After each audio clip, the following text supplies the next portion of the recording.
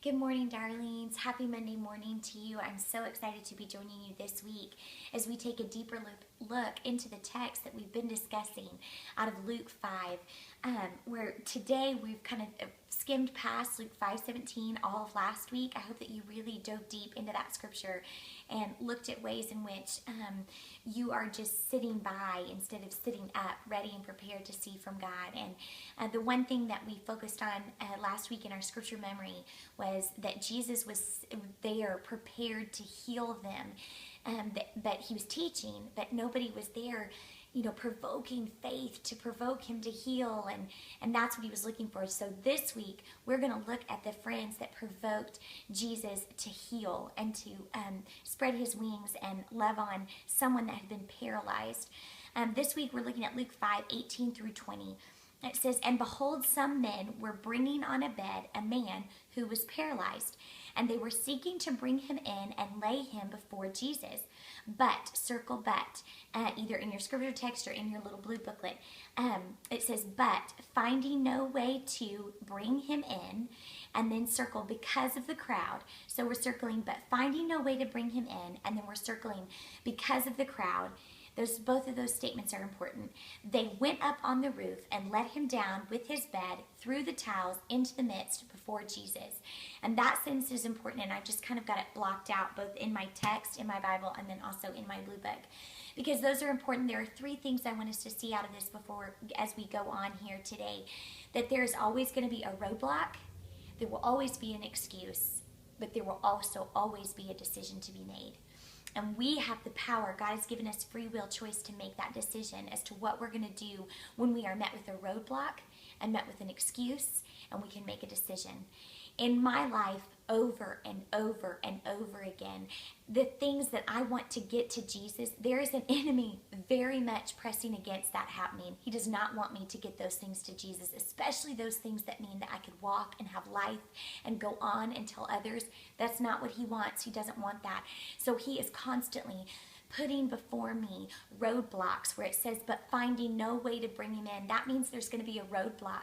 Whatever you're facing that you're trying to get to Jesus, there's going to be something that says there's no way in. I'm sorry. The second thing that there's going to be is because of the crowd. There's always going to be an excuse.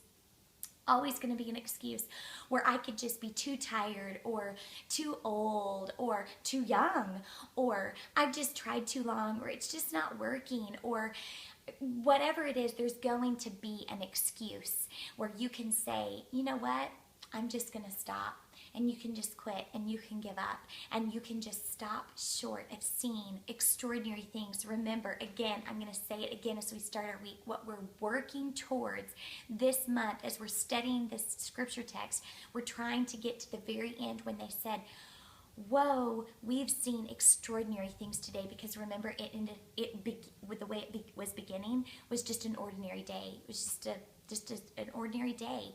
Extraordinary things can happen, but it's on the condition that we push through the roadblocks, we push through the excuses, and we make a decision. It says, so because of those things, but finding no way to bring him in because of the crowd, they went up on the roof. This sentence is like one long, huge, extended, no comma sentence, which is my favorite kind of sentences. It says they went up on the roof, let him down through with his bed through the tiles into the midst before Jesus. There's going to be a process to your decision.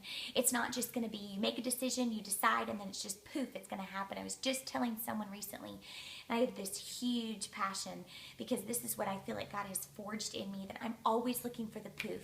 I want the poof. I just want to snap my fingers, and I want it to either be done or resolved or pushed through or whatever. And God is always looking for the becoming. He's looking for my decision-making ability. He's looking for what it says in Ephesians 1:17, me seeking wisdom and revelation. He wants me to constantly be yielding, finding, okay, there's no way in here, I'm going to go up on the roof. There's no way in the roof, I'm going to open the roof. There's no way through, I'm going to lower it with my own strength. I am getting it to Jesus because, and this is what I go on to talk about in our booklets. I say, these friends that carried their friend to Jesus are as precious as can be to me. I don't know what their faces look like. I really don't even know how many there really were. We really don't know.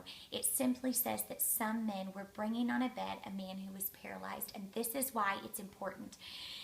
For me, it is less about what exactly they were doing or who was doing it. For me, this set of scriptures fires up my spiritual spirit and gets me motivated to yield more, to find more, to not get tired, to not let those roadblocks and those excuses stop me from making a decision to get to Jesus because of how they did it. They were determined. They were undeterred by their circumstances. Most of the time in our spiritual lives, it's less about what we do and how we do it. It's less about what the actual ends, what ends up being maybe the end game even. It's more about the process of how we've done it. And I know you've probably heard that till you're blue in the face, but I'm telling you that is the truth. It is more about the process. God is after the process with us. Remember, always, he's after the becoming, that thing that shapes us. I love how it is depicted in the complete Jewish Bible. Actually, I love this. It says they wanted to bring him inside and lay him in front of Jesus, but they couldn't find a way to get him in because of the crowd. So they went up to the roof and lowered him on his mattress through the tiles into the middle of the gathering, right in front of Jesus. I like this version because it says they wanted to. I'm pretty good about finding a map, seeking it out, figuring it out, what I want to do, have an idea for my life, what I want to do. But here's the thing, and I'll tell you later this week in blogs and different things that I'm going to get back into this week. I'll tell you some different personal stories of how and ways in which that God has wanted to see my determined faith. He doesn't just want to see that at the first wave crash, I'm going to freak out and run back to the shoreline. He wants to see that I'm in it to win it. I'm all the way with this thing. Because it had, like, life most of the time hasn't gone like I thought it would. Hasn't been the path that I anticipated it would go. But nonetheless, in milestones in my personal life, I can get to and then look back and say, wow, there was so much more God was after than just that single thing I wanted to get to him. There was so much more he was doing. Just today, I said to my husband, there was several different things that happened just this morning in a very specific way for our family that I looked back and I said, wow, is it not amazing? God is after redeeming the details that we've even forgotten we wanted redemption from. He is after the details. Keep picking up a corner of that mat and be determined to get it to Jesus.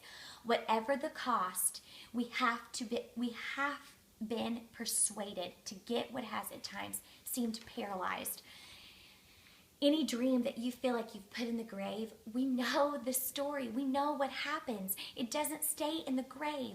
If God has put it there, it's because it's just the anticipation is just mounting for God to raise that thing, to give it resurrected life. And it will be much more than you have dreamed or imagined. It's God's story scripted out with certain detail and vast brilliance. He is the one that keeps making your dreams walk. He is the one that makes it happen. Our God merely wants to see our determined faith, a trust-filled belief with a smidgen of elbow grease that isn't tossed out of the ocean at the first wave crash. If the wave goes over your head and the crowd stands at the door and the windows are blocked and the roof seems like forever to get to, and you're sweating and you're tired and you have to use your hands to scrape away the straw and the tar and whatever it is that is holding you back from punching through that top part and getting that thing to Jesus, and you get rope burn from lowering it down, and you see that thing go down, but you keep your eyes on Jesus because you know that as long as you can get that to Jesus, that is all that matters. And I love even more what it says, how it says that they got it right smack dab in the midst of his lap. They didn't just get it around him or beside him. I think it's very important that Luke says midst. Remember, he's a doctor, so he's going to give us details and little smidgens of things that are particulars. And when he says in the midst, that means they put it right in front of Jesus. Like, you have to look at this right now. That's what Jesus wants to see. That's what he wants to see. And then it says that once they did that, when he saw their faith, it says their faith, he was provoked to heal. We're going to talk about that more on Friday. I hope you will come back to join us on Friday. We've got exciting things going on this week, but in particular, what I want you to journal about in your blue book, what I want you to write down, what I want you to share on Twitter, Facebook, Instagram, what I want you to share with your friends in a face-to-face exchange is what needs to be lowered to Jesus. What are you piling up on that mat? I want you to literally draw out a map. Make a list of different things and then draw the ropes. Name people that are lowering that with you. Who's helping you carry that burden? Who is helping you get that to Jesus? And don't be deterred this week. Stay focused. Don't be upset about roadblocks or excuses. You just blow past all of those things and you make a decision to follow Jesus. I cannot wait to see what God does this week, and I love you with all of my heart. We'll talk to you soon. Bye-bye.